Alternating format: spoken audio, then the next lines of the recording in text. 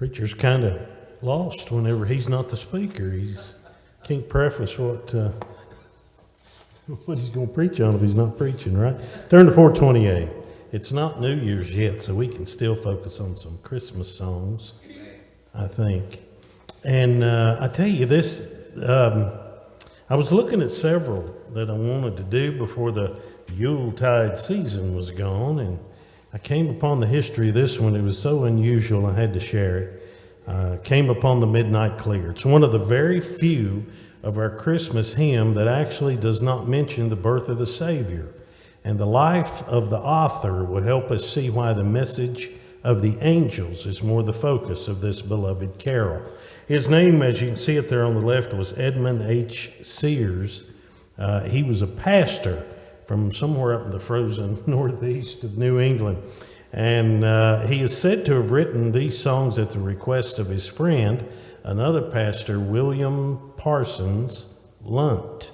Mr. Lunt's Sunday school was the reason that he wrote the song. And one account says the carol was first performed by parishioners gathered in Mr. Sears' home on Christmas Eve. But to what tune the carol was sung is unknown, because you'll see on the right there, Mr. Richard Willis wrote the music, but that was several years later. He was a pastor there, Edmund Sears, in Wayland, Massachusetts, and this was from a poem. A lot of our old hymns were written as poems. This one in 1849, and you know, one thing that I've learned about doing the history of the hymns, that many of our most beloved hymns came out of terrible problems, strife, and pain from the hymn writers. They actually, many of them wrote these hymns as, I guess, a way of therapy. But in 1849, Mr. Sears wrote this after suffering a bit of a breakdown. He was experiencing a time of sadness with the revolution in Europe and the war with Mexico and the U.S. He saw everything around him as, quote, full of sin and strife. The hymn was printed in the Christian Register, a Boston newspaper, published on December 29th, 1849, just after Christmas. There was a third stanza to this song that's omitted, and we rarely see it, and it shows how worried Mr. Sears was about the world situation. It said, "But with the woes of sin and strife, the world has suffered long. Beneath the angel strain have rolled 2,000 years of wrong. And man at war with man hears not the love song which they bring. Oh, hush the noise, ye men of strife, and hear the angels sing." See, he was terribly burdened in prayer and in his countenance because of the sins of mankind.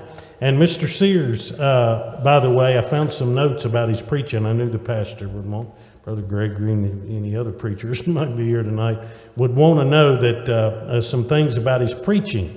Mr. Sears thought that Christ was best presented in the Gospel of John, and I would agree with that. He wrote a book called The Fourth Gospel, The Heart of Christ, in 1872, and was widely read at the time. Now, kind of interesting enough, since he leaned toward the book of John, the song tonight is based on Luke chapter 2:14, so it's not from the book of John. By the way, one just note about him to know as well, that he preached a lot against slavery.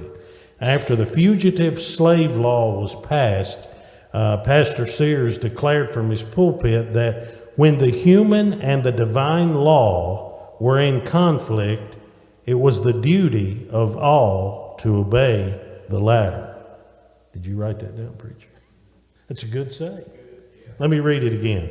He said, when the human and the divine law were in conflict, it is the duty of all to obey the latter, the divine law, rather than the man-made laws. And as we close out our Christmas history of the hymns for 2023 and embark upon the unknown events of 2024, perhaps we, like Mr. Sears, would be wise in light of the world's problems to instead look back upon a stable in Bethlehem and the birth, earthly speaking, of the Lord. Cut through the fog and the confusion and the bad news that's on the TV today, and let's concentrate all year long on what Christ means to us and how that night he came upon the midnight clear.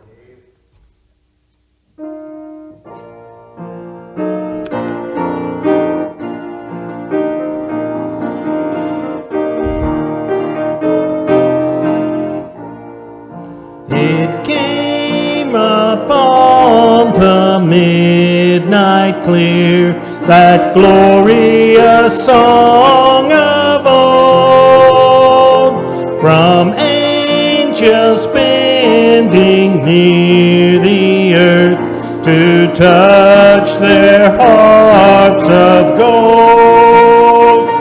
Peace on the earth, goodwill to men, from heaven's all gracious King. The world in solemn stillness lay to hear the angels sing.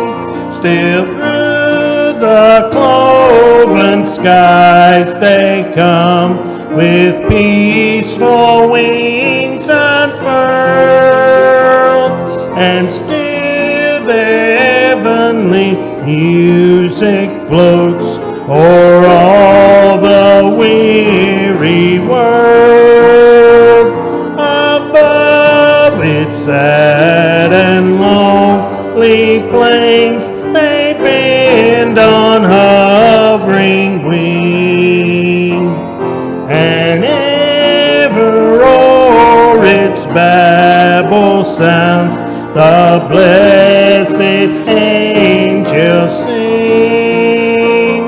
And ye beneath life's crushing load, whose forms are bending low, who toil along the climbing way with painful steps and slow, look now, for glad and golden hours come swiftly on the wing.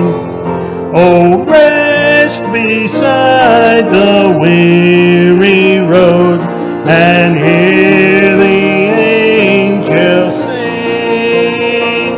For lo, the days are hastening on, by prophet bards foretold,